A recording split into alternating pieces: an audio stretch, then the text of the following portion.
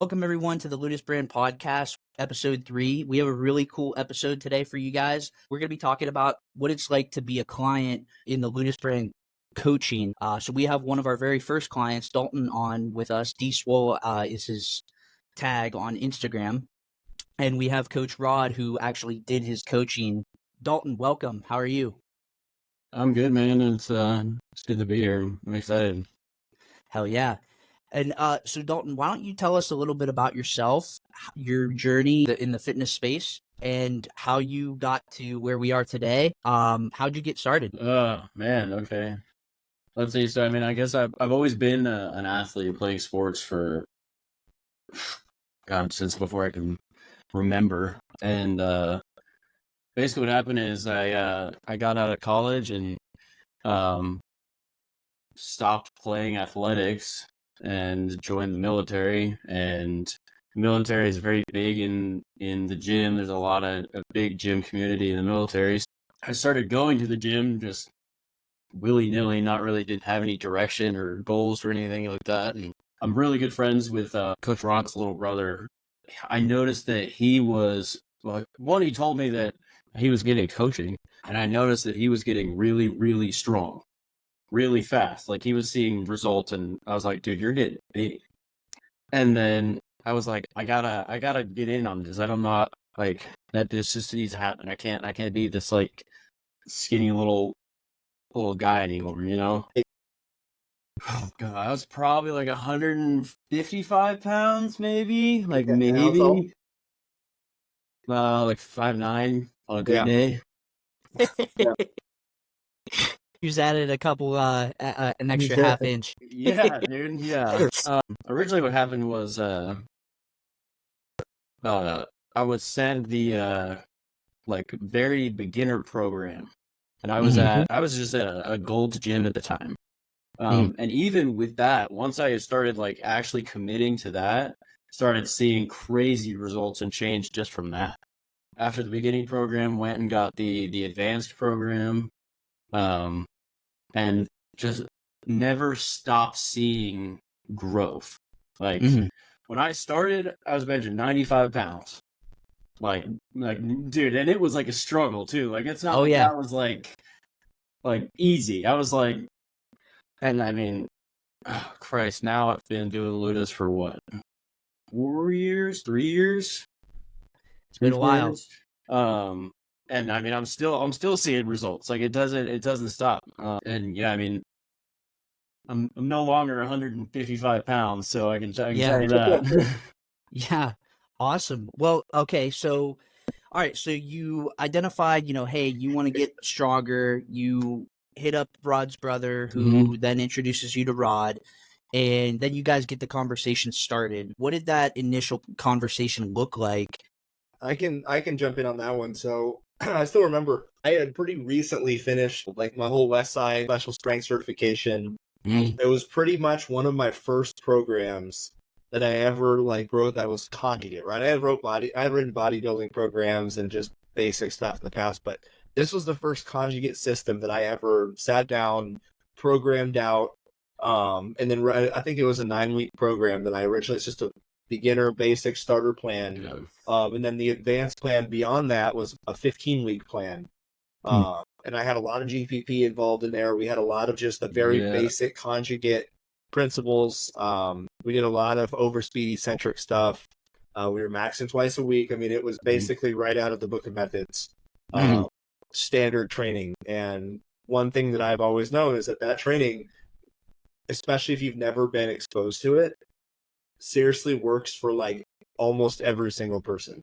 I don't even if you've been lifting for 10 plus years and you're a veteran in the gym and you've never done Conjugate before, and a coach comes in with the expertise on how to program you at a Conjugate style, your maxes will go up even if they've been stagnant for a long. They just will. However, I think people make Conjugate a lot more complicated than it should be, and I also think that they make it less complicated than it should be. We can talk about that at a different time, but right now, what I'd like to say is, at the beginning of it, he reached out to me. I think my brother reached out to me and said, "Hey, dude, Dalton, he's trying to gain weight," and I can't tell you how many people have reached out to me and said, "Hey, I really want to get big and strong. And can you send me, dude, I've sent out so many programs to so many people I've never heard back from, right? This is early in coaching. I was giving things out for free, right? A lot of times. Absolutely. That's how you start. So when Dalton hit me up, or Lucas hit me up about it, and he said, "Hey, can you just send a plan?" I said, "Yeah." I didn't really expect him to follow it, right? Because it's hard. It's not even the beginner plan.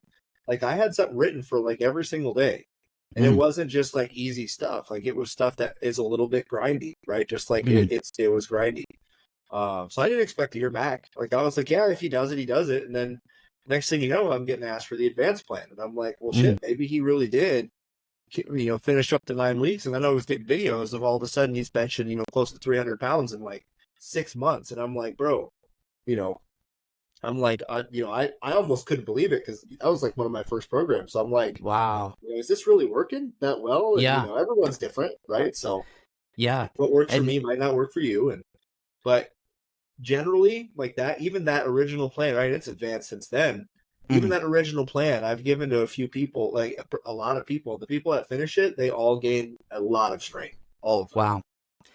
And Dalton, so hearing that, what was your experience not knowing about Conjugate, not knowing about any of these, fancy lifting techniques or terms? What was your experience dealing with that initial training style and that initial training intensity?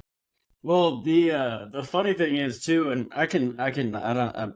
Luke probably never told you this, but I could tell you the exact moment that it like clicked, and I was like, "This is the kind of shit that I want to be a part of." Hell yeah!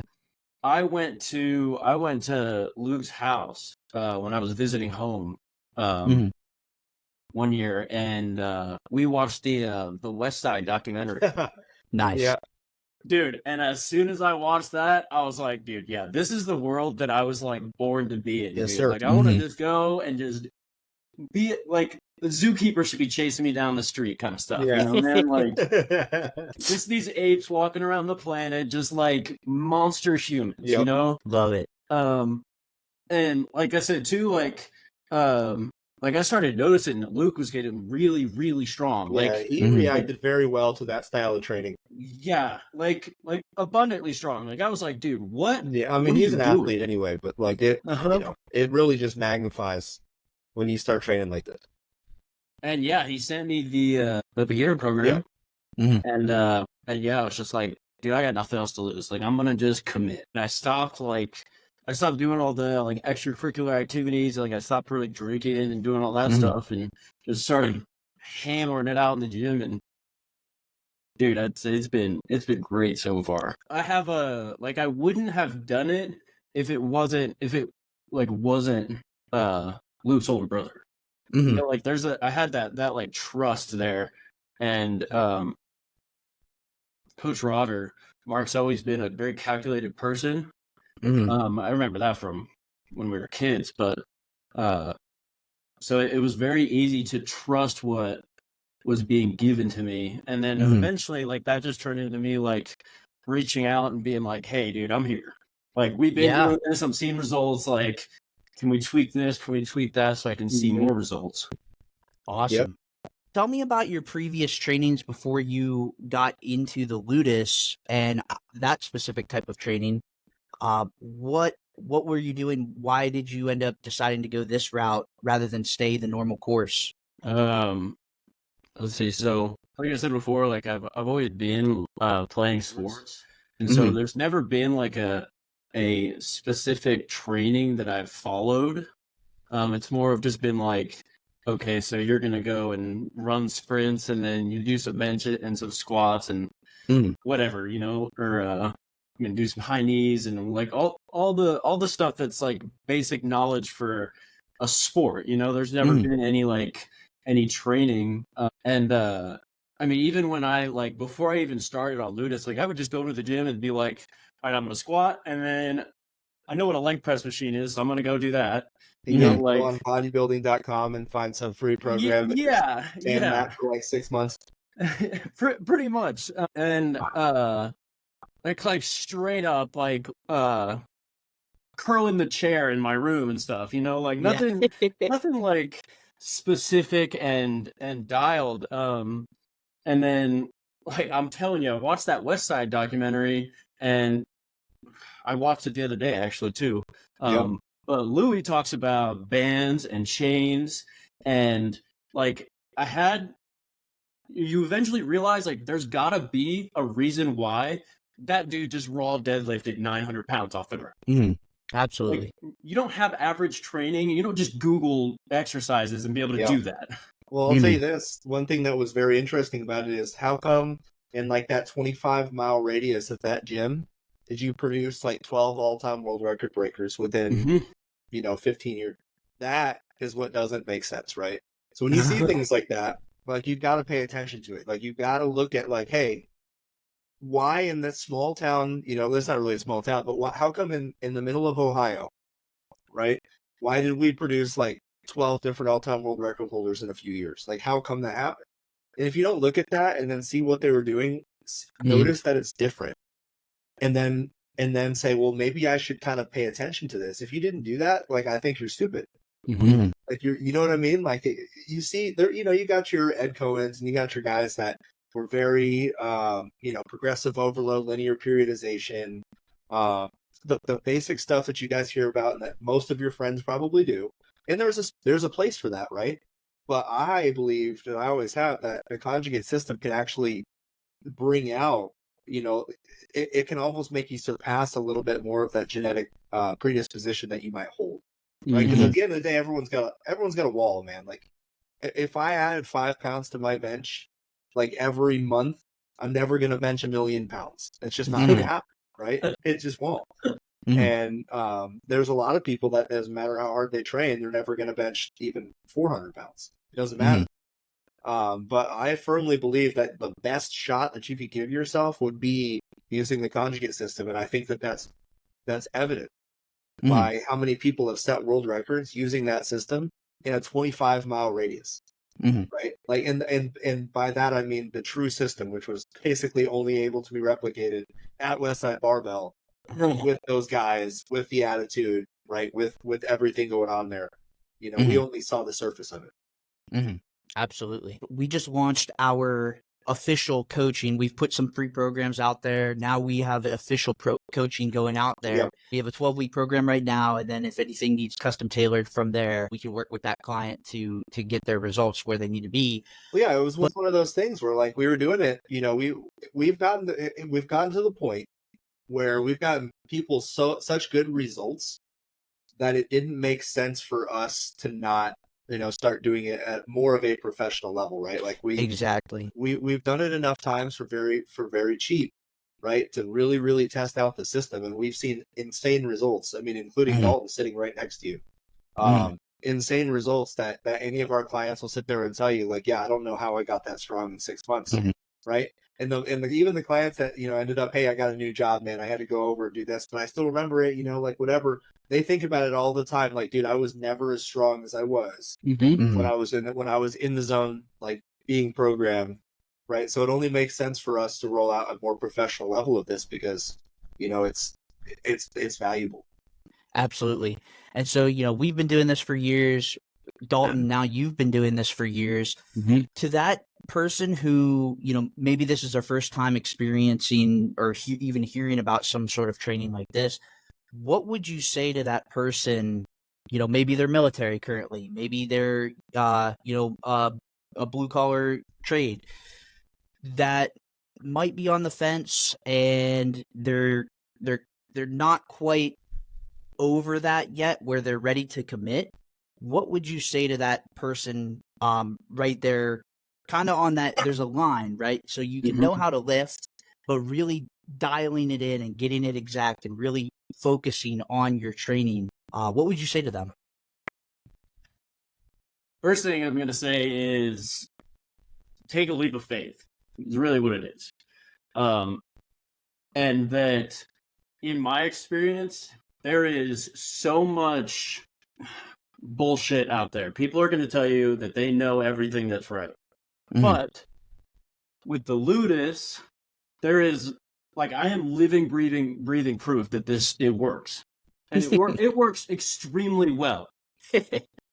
Like, I have always been, my entire life, I have been very small. Like, tiny. Like, not I've never been a big guy. Mhm. And so like I had nothing to lose or whatever, you know. Mhm.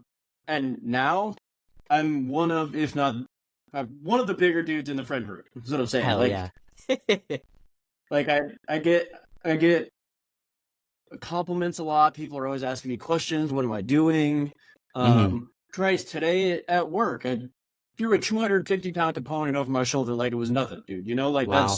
that's just like what happens now. It's normal. So Yeah. if somebody's on the fence or on the line, like if you commit, you're gonna get 10 times what you put it. Mhm. You know, like and that is the truest statement I can make. Absolutely. So, you got some stories from when you first started out. What are some of those stories? Tell us about that, because you were throwing around some weird stuff at the gym, doing, at the gym you usually expect to see a bit of normalcy going on. Mhm. There's a little bit of weird stuff going on, but you were catching looks and you were catching people's attention. What were you doing? Oh, I mean, it's always been more than looks. Even when I went to a barbell club, like I went Mhm. to an actual like powerlifting, like they had a team for the gym. People were Mhm. asking me questions. Chris, I helped one of the biggest dudes there put 10 pounds on his bench because of pin press. Wow. Dude, Yeah, is some like people are a just born with the monster, world. bro. Some people are just born Literally, with all the gifts in the world, bro. And they just, tell that Mhm. dude to DM me, bro. I need to talk to him. I literally, I have his Instagram. I can send it to you. Yeah. Send him But this. yeah, like this, we go to this little off track, but at the meet that they had at this gym, his third attempt on bench press was 475. Yeah. Mhm. Never done a cane press in his life, and he's pressing 475. Never ever, dude. That's And insane. it wasn't like this was hard too. Like this dude's Yeah. he's a rock, bro. Yeah. Mhm.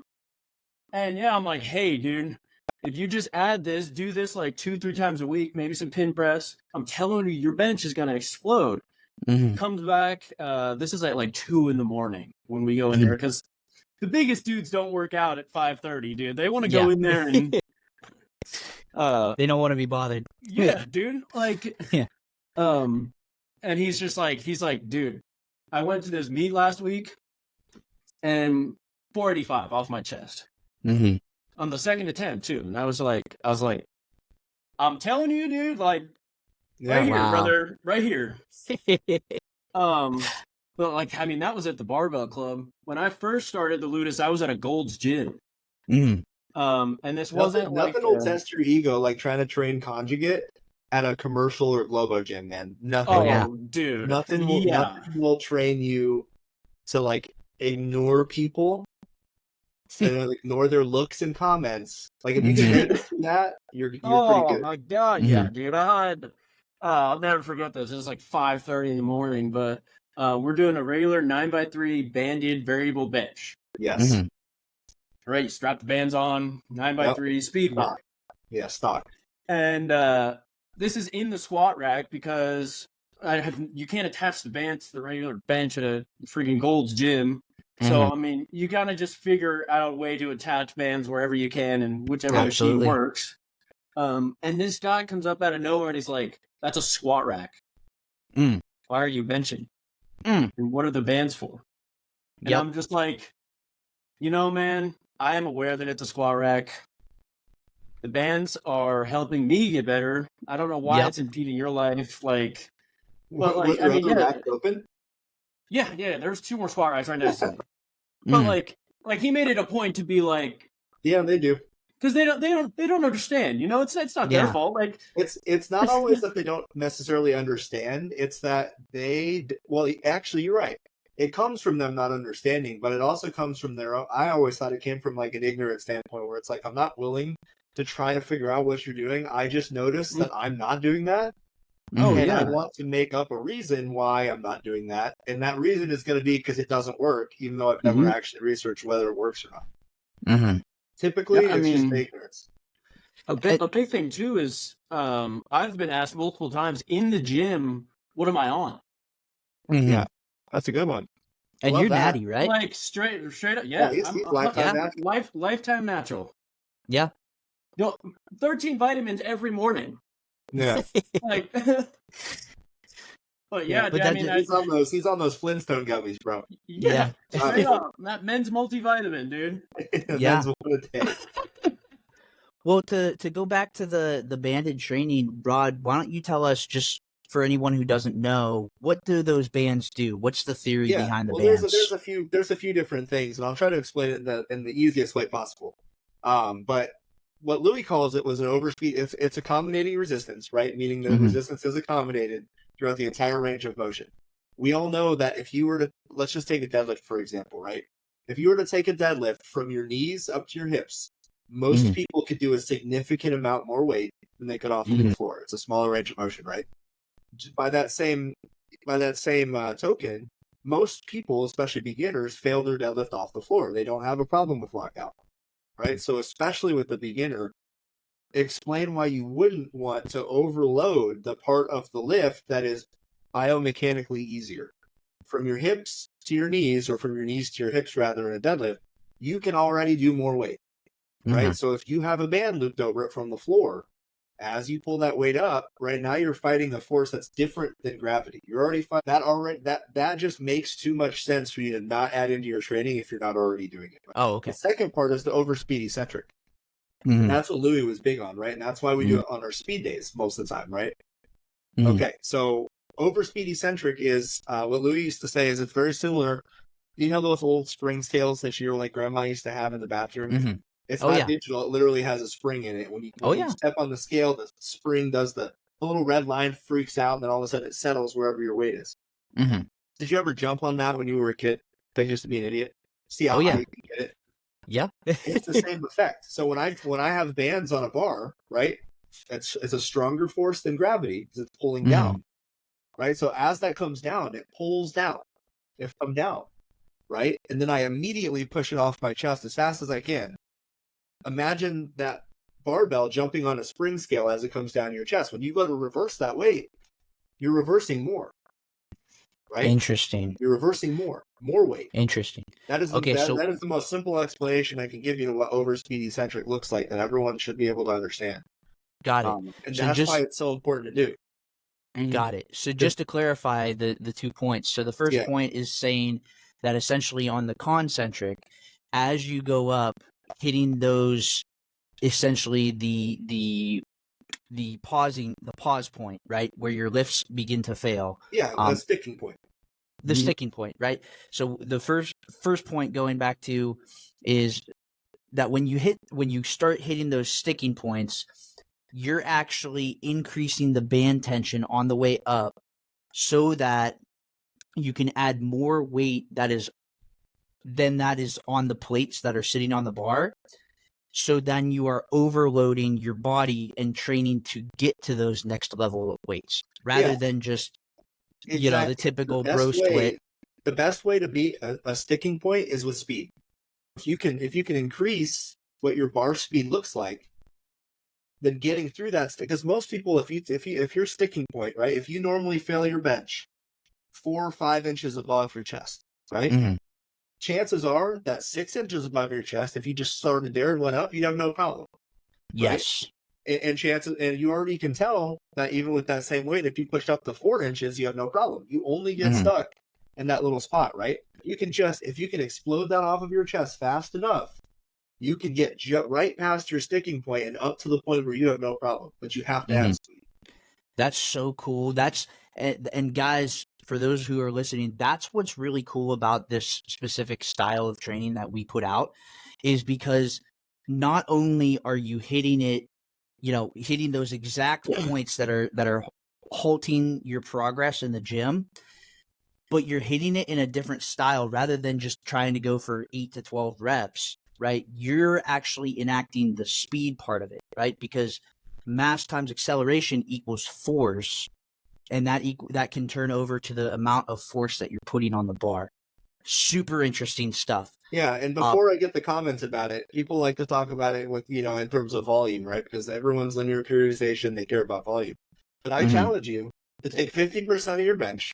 Just do this math on your own. Take 50% of your bench. Okay? Multiply it by 3. and then multiply that number by 9. And you'll have that much volume done in 10 minutes. Mhm. Within 10 minutes, you'll have that much volume done. Yep. Right? Wow. Out of the 1 hour that you should probably spend in the gym, maybe hour 15, depending on your warm up and everything else, right? Mhm. Out of $100, right? You only cashed in $10 doing the lift. Now you have $90 to do all of your accessories, which are arguably more important for a beginner lifter to put on mass. Yes, more Right? important And focus because on the weaknesses that are preventing you from getting through that sticking point that everyone has. absolutely. Going back to that second point that you made, because I just want to make sure that the audience understands what we're saying here. The second point was that now instead of looking at that concentric motion, now we're talking about the eccentric motion, Yeah. which is the downward movement, right? Or the negative Mhm. of the exercise. So the importance of bands with those is that now when your band is maximally stretched at the top, as you go down, now the bar is lessening in weight. And so you can control that, and those stabilization muscles then learn how to manipulate that bar and really control it more so that you are confident with your lifts when you get under those maximal lifts. Yeah, I would say that's a little bit less important, at least for our speed days. Okay. But if you're talking about a max effort day where you're going to do max band tension, right? You're switching from speed strength to strength speed, just to overload. Especially if you're a gear lifter, if you lift in multiply or single ply. But for all the guys listening here that want to put bands on their bench press, start with 25%. You shouldn't really do any more than 33% ever. On a speed day, right? And don't even include that in your volume. That's just bonus. If you're doing your math, doesn't get included. It just is added in there for your own benefit. But the eccentric part of your movement when you're doing speed should be fast. And I recommend you do it. So that's how you know your bar speed's good.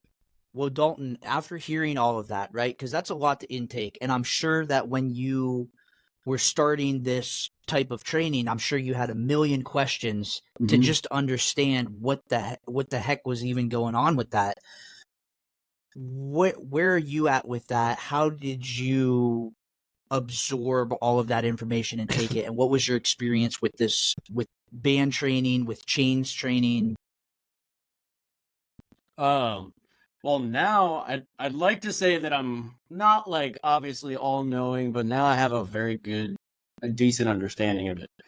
And Christ, I still ask coach questions all the time. Yeah, absolutely. But yeah, I mean, when I was first getting into it, it was obviously weird. Like my time I had a banded bench, and when it shot down, it's like whoa, and then it's hard as hell to get back up. Yep. Like you're not used to that. Nobody's doing that. Yeah, and the first time you get put under the cambered bar, oh boy. Dude. You better have some spotters ready.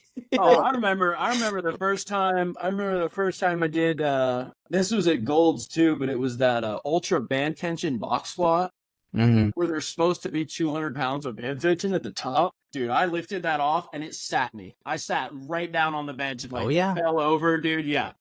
It'll humble you real quick. Oh yeah, dude. And the chains are interesting too.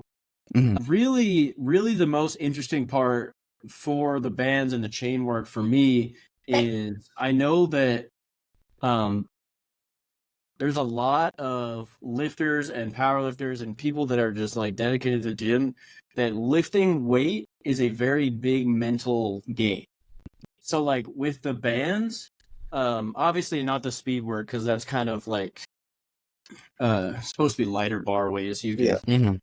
But with the chains, and if it's like a heavy banded day, like at the top, if you're doing a banded bench and at the top there's like 100 pounds of band tension, and you've got 200 pounds on that bar, I always make it a mental note that I'm holding 300 pounds. I got 300 pounds up right now. Yep. This is where this feels like.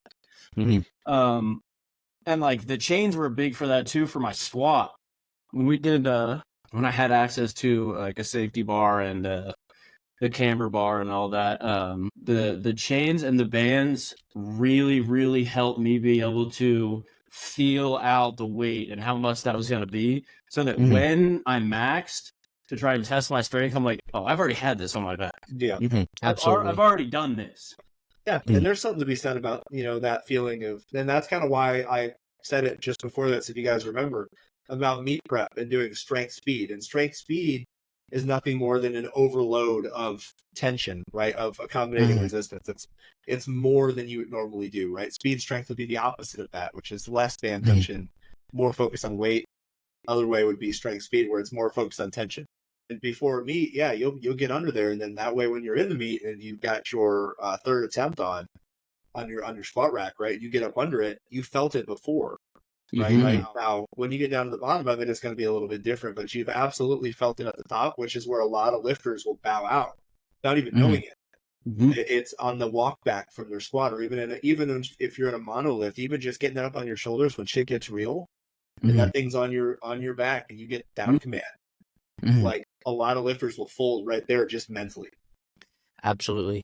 I think it's important to call out that, this is pretty high level training that we have going on, and you really have to care about what's going on with your fitness and your lifting, and you really have to understand what you're getting into, because if you're trying to do this stuff just showing up to the gym and trying to have a good time and do something new, like I said before, you're going to get humbled real quick. Hurt yourself.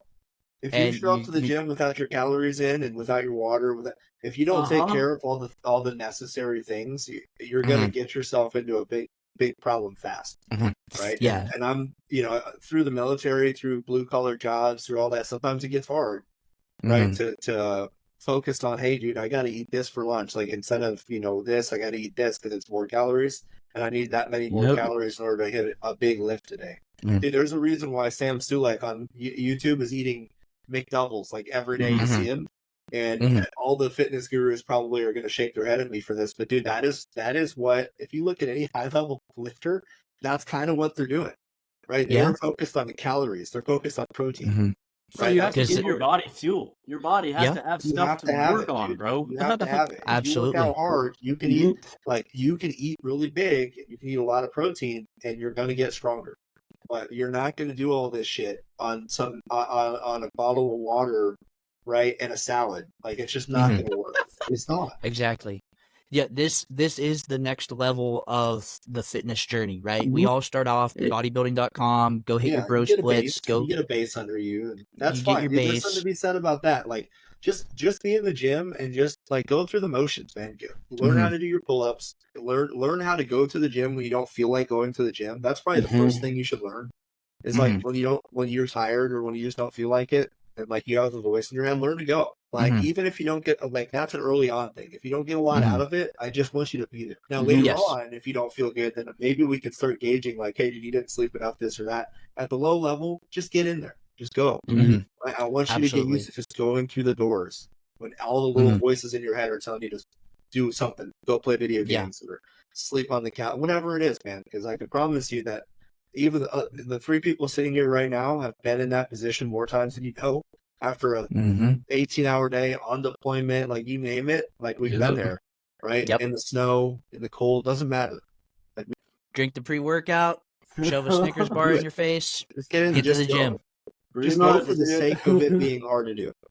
What I think would be really cool, since we talked about the band training and we talked about the speed strength and the strength speed, let's talk about the other days in that programming and what those look like. We have GPP days, we have max effort upper, we have max effort lower, and then dynamic for those sides as well. Rod, why don't you tell us about that? Because those are very important for the training that we're doing.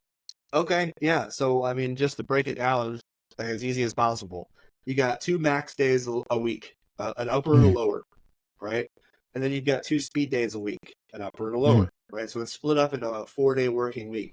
In between those days, I always recommend that you do a 15 to 30 minute circuit style kind of or like workout, right? And it's one upper and one lower, if you can see the theme here.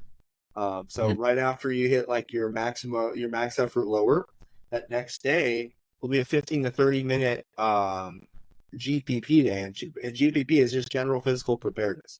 It's nothing more than keeping you in shape and bringing up some of those lagging muscle groups, right? And this is where it's important to have a coach, right? Because if you fail a squat and I can watch the video, I can see where you failed and why you failed. I can also see exactly which muscles we need to target and address for you to not do that again. And that's why I always recommend that if you're at that mid-level where you're like, well, I'm not really progressing, get a coach, film your lifts, send it to them and say, hey, why did I fail my bench right here? A good coach will be able to look at that and say, well, hey, I watched exactly what I saw where the breakdown was. And this is the muscle group that you need to focus on to avoid that breakdown next time. Right. So, so you got a max day for each, and you got a speed day for each, and you got a GPP day for each, which is 6 working days a week. If you need to do more than that, if you're like in an untested federation and you're running gear, we could play with volume, obviously, because you're going to be able to handle more than the natural lifter. But a natural lifter most times can handle 6 days a week. 2 of those days being circuit, like almost like CrossFit. So I hate to say that, but it's kind of like that. It's just because I know you guys understand what that means when I say it. Yeah. Right? It's not CrossFit, but it's similar in the terms of how it's structured. It's like 4 exercises, 3 exercises. It's in a circuit, right? So it's continuous. It gets your heart rate up a little bit. It keeps you in shape. Those things, right? Some of those GPP days are sometimes brutal, they dude. get hard, man. Sometimes it's a 10 by 10 at 50% or something. Well, not 50, Freaking carve last day. And sometimes it's a 30% 10 by 10. I think one was sometimes it is, one. man. Yeah, I think one was called like. Oh, go ahead. Yeah, well, I've called them some stupid things in the program before. I know, like tricep shoulder deathers, hell, dude. shoulder hell. Shoulder hell's one of my favorites. So like those are little things I like to do, just to keep it fun and stuff. But man, some of those get hard, right? Like I expect, if you're a powerlifter, I don't care. I still expect you to be able to do pull-ups. I expect you to be able to do a lot of things.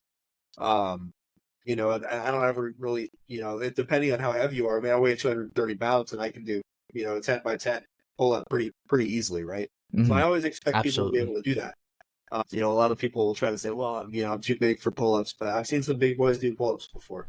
And those are things I'll program in on the GPP day. If I see specific, if I see that your back is lacking on your deadlift or your bench or your squat, I'll probably have you add in pull-ups on GPP day. And those are like the really easy ways for you to just increase volume in that specified muscle group that I need you to increase volume in just to help your other lifts. And honestly, those GPP days are great for hypertrophy as well, which is also important in our sport. Absolutely. So you got 6 working days a week. 2 of them focused on max strength, 2 of them focused on max speed, and then the other 2 days are focused on keeping you in shape. So it's a very well-rounded program. And I think a interesting call out also is that on those max effort days, you're not really ever doing a pure bench squat dead max. Very rarely. Can you tell me why that is? Yeah, that's a good question. And a lot of people ask that because a lot of guys just want to spam that and say, well, how come you're not just doing bench?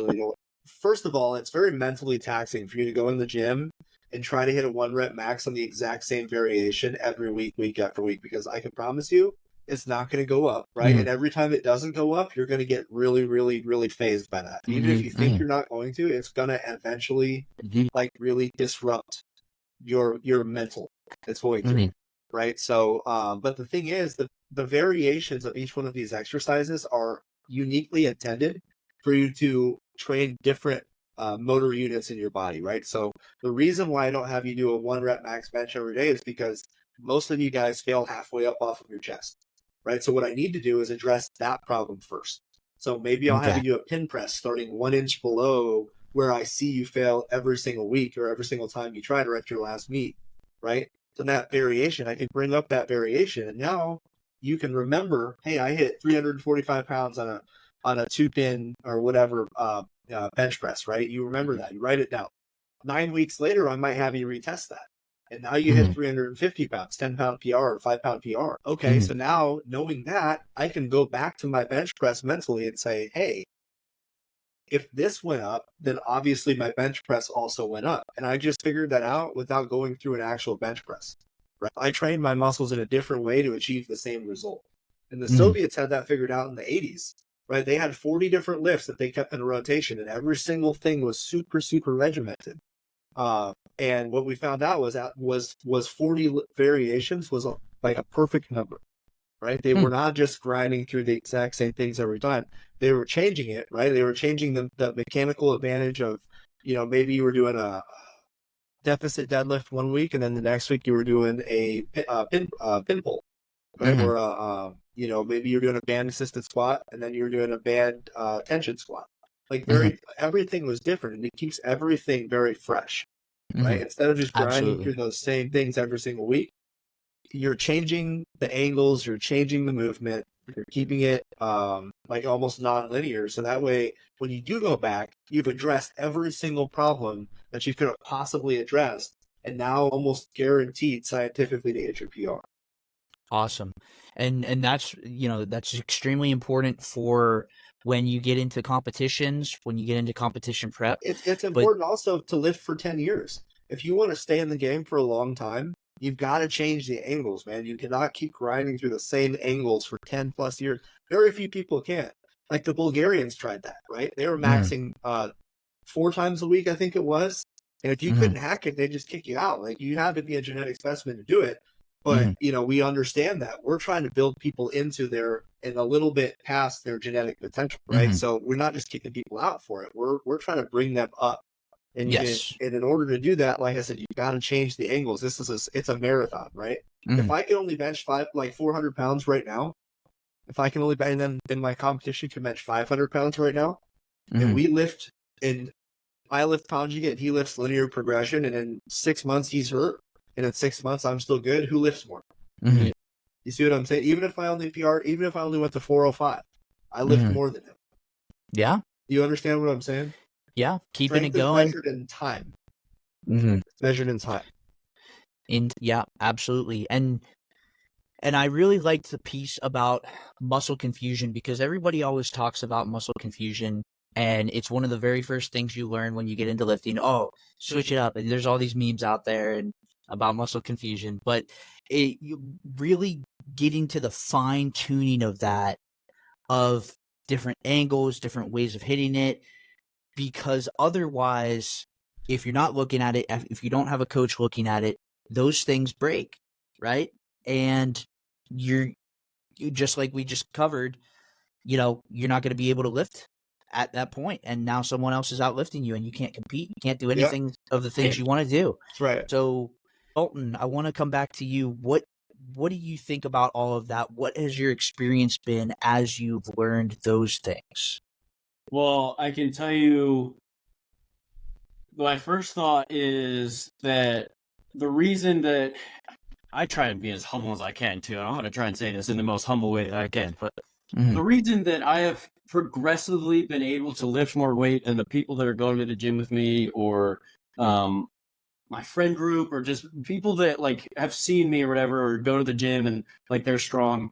But the reason Mm-hmm. that I'm able to continue to lift more is Mm-hmm. because everything is so calculated, because I'm not doing a regular basic ass bench press every time I go to a max day. Mm-hmm. Right. It's Actually, you never are. I don't think I ever yeah. programmed you Yeah. to do any traditional lifts, especially because then if you guys didn't know, Dalton's a college lacrosse player. So I Mhm. train him very specifically for lacrosse, right? It's a sport specific training regime. We still do conjugate, believe Mhm. that. We're not, I'm not training him to max a deadlift on the platform.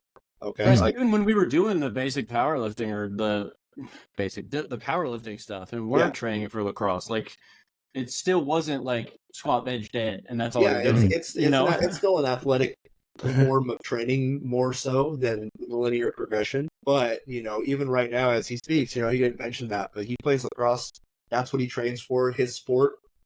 So he doesn't really need to have that traditional like, hey, we're about to go to a meet. What do we need to do? Kind of strength. Mhm. His strength needs to be on the field, and it needs to Mm-hmm. be specific, specified. Absolutely. I think on our last call, you were telling me you were getting in the NCAA with the Mhm. college.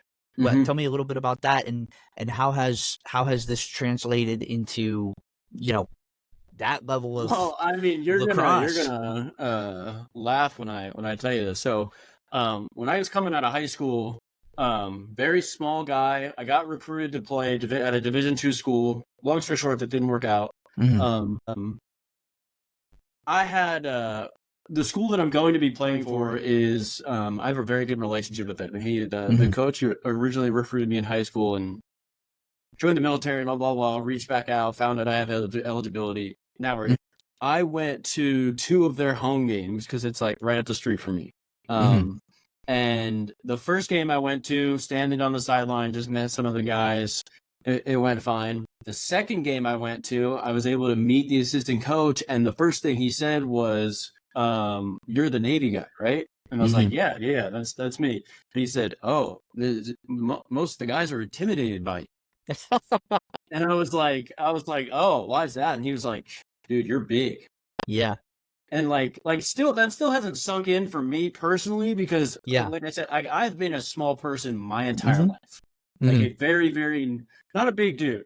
Like I'm not the guy you want to get into I'm not gonna help you in a fight, you know, like but like now, like like he was like they're like intimidated by you. Wow. I'm like I'm standing next to the assistant coach, like, dude, like my biceps bigger than your friggin' calf, you know, like And I mean, I haven't played in a game yet or even a practice or done any of that yet, but just me practicing on my own or even doing some of the lifts, like holding the stick is different. Like I'm like, this bitch is light, dude. You know, like wow. My littlest brother is also a lacrosse player, and he informed me that I'm gonna be able or I need to buy multiple shafts because I'm probably gonna break a bunch of them. So I was like, I mean, it should translate super efficiently, and I'm hoping to showcase my Ludus strength on the field. Yeah. Absolutely. Yeah. Well, and what a funny thing, because it's like, you know, I think about it, and there's a lot of lacrosse players, they're kind of built sometimes like soccer players or basketball players, and I always get confused about that because it is it's a contact sport, right? Yeah, it is. Like, and it's more so even than basketball contact sport. So I'm not sure why you wouldn't want to have a little bit of size and athleticism to you to play that game because, especially depending on your position. I mean, dude, you could do, you know, if you were big and you maintained your speed, like I really don't know who would stop you. You know what I mean? That's the goal, right? Like that's the thought. That's what I always think. Bigger is better, man. That's always been my thing. Absolutely. Yep. So the lacrosse seems like, you know, it's really going well. You're about to start off. You're playing it at a high level. You're lifting intensely. Rod, what I'm hearing is that this is, you know, a very sport specific type of training. Yeah. So we have the powerlifting world, but specifically for Dalton and what he wanted as a client, he wanted to play lacrosse. So you had to adjust your programming to that. Yes. Can you tell me a little bit about what that sport specific training looks like and why that's so important? Yeah. So what a lot of coaches will do when they hear that is they just, you know, they kind of keep it the same and they act like it's going to make a difference. And or that's not going to make a difference, but it does, right? So if anyone wants to play at a high level, and that's MMA fighters, that's anybody that's playing lacrosse. I mean, you can break it all the way down to somebody playing golf. Anybody that wants to play at a high level, they've got to train in the gym to do the exact same things that they're going to do on the field or on the platform or whatever it is. Just like we do bench, squat, deadlift variations for the meet, right? A lacrosse player has to do things in the gym that replicate what he's going to do on the field. So for Dalton specifically, you know, we look at a lot of different muscle groups that, you know, may be a little bit less important for a power lifter to develop to just do those 3 things, right? And maybe we focus a little bit more on speed work than we do on the max effort stuff, and we focus a little bit more on different volume in different places. But the biggest reason is because, like, your neural pathways get carved the more often that you replicate a motion, right? Just like shooting a free throw, eventually you're going to get really, really good at shooting free throws if you shoot a lot of free throws. When you're in the gym, right, and you know you're doing a lot of different variations of bench, squat, and deadlift, you're going to get really good at bench, squat, and deadlift, right? But that doesn't necessarily help Dalton sling a lacrosse ball, right? It will help, but not necessarily in the most efficient possible way. And all we're trying to do is make it efficient at this point. So that neural pathway needs to be carved in his brain, right? If we do a lot of stick work, you know, with different variations of resistance and weight, and we put them on an athletic training platform, we have them, you know, walk in place with with a lacrosse stick loaded on one side with weight. We just do crazy things like that. Like I've had to pull the sled with a lacrosse stick in his hand with weight on one side of it and pull the sled back and forth just to get used to holding that. And I have him do, I'll have him attach a lacrosse stick to the bottom of a reverse hyper with a band, right? And do mock throws with, so that and as he holds it at the end, that reverse hyper kind of pulls on him and he stays stable. I have him do things like that. Wow. You're not seeing powerlifters do that because it doesn't make sense for them. But for him, right now when he gets in a stick battle with somebody or needs to stick check somebody, he's not going to be the one that moves, right? Yes. And it's carved into his brain, right? That neural pathway exists for him because all of the training he does is now very specific to what he does on the field, right? And if your coach isn't changing your program to be specific to what you're going to do in your sport, at least on a micro level, if not a major level, then you should probably ask them or like at least reevaluate kind of like what your long-term plan is here. Because like, for example, like an MMA fighter, you know, and I've only trained, I think 2 actually. But a lot of their work will be like, you know, in a rack or on an ATP, and they'll do a lot of Zercher stuff, right? And if you don't know what a Zercher deadlift or a squat is, it's where the bar rests in your, and the crease of your elbow right here. And you kind of hold your hands almost like a gable grip and you pick it up, right? For a wrestler, for an MMA fighter, that is extremely sport specific. And it's really like the only way they should be, you know, doing variations in their training because that is so relevant to what they do, right? And if you're an MMA fighter and your coach doesn't have those kind of things in there built in for you, then like I said, you might need to reevaluate. But for Dalton, it's very sport specific, right? And we're having him doing box jumps and plyo push-ups. We're still having him max out, right? Because you still need to keep that level of maximal strength. Yes. It is still important. But everything else that we do with him is really focused on keeping him injury free. And for him to be the one doing the hitting and not the hitting being done to him. Absolutely. The part I love about that is the injury free, because when I think lacrosse, right, there's a lot of starting and stopping and running. For sure. Right. With that, the first thing that comes to my mind is an ACL tear or something, and that's why something like that. 2/3 of his training on his legs are on his hamstrings. Absolutely. If your coach isn't looking at prehabilitation, check that out, because prehabilitation is a lot better than rehabilitation. Yes, So, it is. you know, Every day. I know I don't want my ACL tearing. So, well, Dalton, this has been a great call. You know, we've loved having you in the Ludus, you know, ever since day one. You actually, Dalton, you have been training with us for years. You went from barely being able to bench 95 pounds and knowing the basics of lifting to now you understand these more high-level, intricate details to where you can train specifically for the sport that you want to play. You came in. We've been seeing you all over Instagram, calling out the Ludus. Super thankful for that. That has been awesome. Now you're at the point where we're actually working together to continue building this piece out. You just started building the community. Can you tell us about that community platform and what that looks like on the inside? Yeah. So, I guess, first thing I want to say is it's not going to stop. I'm here for the Ludus, and I'm going to do everything I can to build this to probably more imaginable stuff that I can't even fathom. But yeah, I recently built a Discord server that's going to allow future clients and really just everybody that wants to be a part of Ludus, a place where we can kind of centralize and also be more specific based on whatever training you guys want to do. Or I mean, yeah, it really is broken down to the Ludus community, but then within that's Discord server, there's going to be all kinds of specific channels for specific stuff, all the way from nutrition to training. Nutrition, training. I think we got some product development in, because, you know, if you guys have checked out our website, we have the bags. Those bags are designed to help you guys out in the gym, because they didn't exist otherwise. But really, what I think community is building out to be is a place where people who like having these discussions. This is not a discussion that happens in normal day life. You can't just walk up to any Joe Schmo and have these conversations. But there's a lot of knowledge here. There's a lot of value here. And it's about the people, right? So the Ludus, it started with, us, and now we see it growing. Now there's a following there. And we identified that there's so much of a following that we had to build a community to have a place where all of these people can go to have these conversations. So, you mentioned there's nutrition in there. You mentioned there's product development in there. There's training specific type things in there. And that's just the beginning of it. Mm-hmm. We don't know where this is going to go. And it's going to be the people who are in that community who help drive the direction where the Ludus goes. So whatever they want, that's what we're going to do. Mm-hmm. Awesome. That's super cool. And you guys set this up for the audience.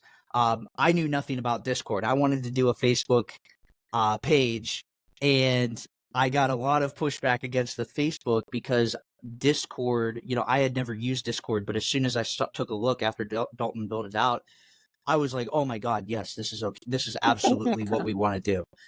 It's so easy to use. You pop in, drop, if you want to join a voice channel or a text channel, right? See what's going on.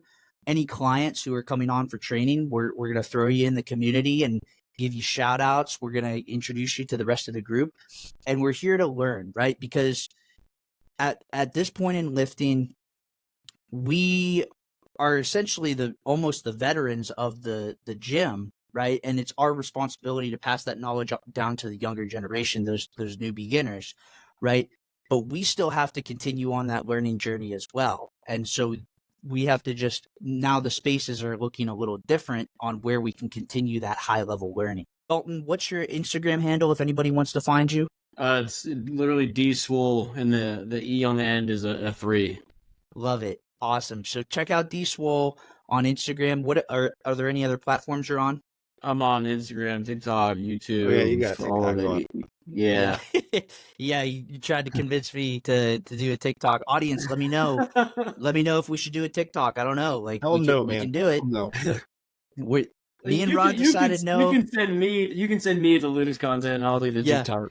Me and Rod initially decided no against TikTok, but hey guys, tell us in the comments, if you want a TikTok or not. Awesome. Love it. Guys, we're on ludusbrand.com. We got Instagram, _Ludus_brand. Thank you for joining us for this call. Okay. Guys, if you liked our content and you want more of it, follow, share. If you have any questions on what we discussed in this episode, comment on the page, DM us. We're going to be sure to answer any of your questions. And hey, guys, if you're interested in this type of coaching, we have an intake form on the website. Go ahead and fill that out. We're going to get in touch with you, or DM us on the Instagram. We watch that messaging as well. Hey, thank you very much. Have a good day, and bite well, die well, undeniable.